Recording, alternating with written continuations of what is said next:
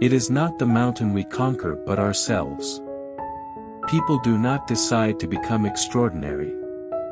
They decide to accomplish extraordinary things. Despite all I have seen and experienced, I still get the same simple thrill out of glimpsing a tiny patch of snow in a high mountain gully and feel the same urge to climb towards it. Life's a bit like mountaineering, never look down. Tourism is a very big economic benefit to the Sherpa people, and also, they have very strong ties to their own social attitudes and their own religion, so fortunately, they're not too influenced by many of our Western attitudes. Human life is far more important than just getting to the top of a mountain. It's not a real adventure when you have to pay for it. I think I mainly climb mountains because I get a great deal of enjoyment out of it. I never attempt to analyze these things too thoroughly, but I think that all mountaineers do get a great deal of satisfaction out of overcoming some challenge which they think is very difficult for them, or which perhaps may be a little dangerous. I think it all comes down to motivation. If you really want to do something, you will work hard for it. Good planning is important. I've also regarded a sense of humor as one of the most important things on a big expedition. When you're in a difficult or dangerous situation, or when you're depressed about the chances of success, someone who can make you laugh eases the tension. While on top of Everest, I looked across the valley towards the great peak Makalu and mentally worked out a route about how it could be climbed. It showed me that even though I was standing on top of the world, it wasn't the end of everything. I was still looking beyond to other interesting challenges. No one remembers who climbed Mount Everest the second time. I am a lucky man. I have had a dream and it has come true, and that is not a thing that happens often to men. Once I've decided to do something, I do usually try to carry it through to fruition. It's not a real adventure when you have to pay for it. There is something about building up a comradeship that I still believe is the greatest of all feats, and sharing in the dangers with your company of peers. It's the intense effort, the giving of everything you've got. It's really a very pleasant sensation. I've always hated the danger part of climbing, and it's great to come down again because it's safe.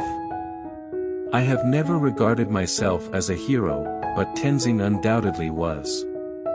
If you cannot understand that there is something in man which responds to the challenge of this mountain and goes out to meet it, that the struggle is the struggle of life itself upward and forever upward, then you won't see why we go. I was extremely lucky that I had two great wives. It sounds a bit funny to say that, but it's absolutely true. On the summit of Everest, I had a feeling of great satisfaction to be first there. There is precious little in civilization to appeal to a Yeti. If I wished to do something, even if I couldn't find anyone who wanted to make the effort with me, I would go out solo climbing. I did find solo climbing very challenging and a little frightening. You knew that you were completely on your own, and you had to overcome all the problems and possible dangers. I really haven't liked the commercialization of mountaineering, particularly of Mount Everest. By paying $65,000, you can be conducted to the summit by a couple of good guides. I was scared many times on Everest, but this is all part of the challenge. When I fell down a crevasse, it was pretty scary. When you're climbing at high altitudes, life can get pretty miserable. I think Himalayan climbers tend to mature fairly late. I think most of the successful Himalayan climbers have ranged from 28 to just over 40, really. Becoming a Sir is slightly uncomfortable at first, although it is a considerable honor. It is amazing how quickly you become accustomed to it. I hate being called an icon. I just don't like it. That's all there is to it. I don't know if I particularly want to be remembered for anything. I personally do not think I'm a great gift to the world. I've been very fortunate. My most important projects have been the building and maintaining of schools and medical clinics for my dear friends in the Himalaya and helping restore their beautiful monasteries, too. My mother was a schoolteacher and very keen that I go to a city school, so although it was fairly impoverished times, I traveled every day to the Auckland Grammar School. Ever since the morning of May 29, 1953, when Tenzing Norgay and I became the first climbers to step onto the summit of Mount Everest, I've been called a great adventurer. I have enjoyed great satisfaction from my climb of Everest and my trips to the poles.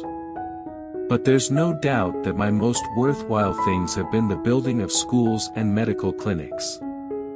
I'm sure the feeling of fear, as long as you can take advantage of it and not be rendered useless by it, can make you extend yourself beyond what you would regard as your capacity.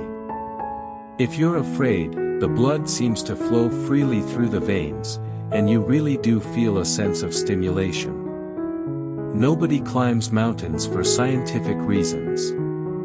Science is used to raise money for the expeditions, but you really climb for the hell of it. When I was 50 years old, I actually decided to draw up a list of half a dozen things that I really hadn't done very well, and I was going to make efforts to improve. One of them was skiing, and I really did become a very much better skier. I think that a good mountaineer is usually a sensible mountaineer. I think the really good mountaineer is the man with the technical ability of the professional and with the enthusiasm and freshness of approach of the amateur. The Sherpas play a very important role in most mountaineering expeditions, and in fact many of them lead along the ridges and up to the summit. Even when you're 50, you can make the effort to improve your standards. I believe that of all the things I have done, exciting though many of them have been, there's no doubt in my mind that the most worthwhile have been the establishing of schools and hospitals, and the rebuilding of monasteries in the mountains. Many people have been getting too casual about climbing Everest. I forecast a disaster many times.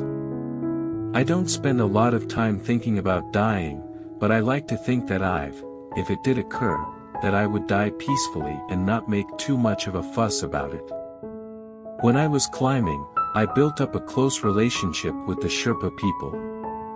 The truth is, I'm just a rough old New Zealander who has enjoyed many challenges in his life.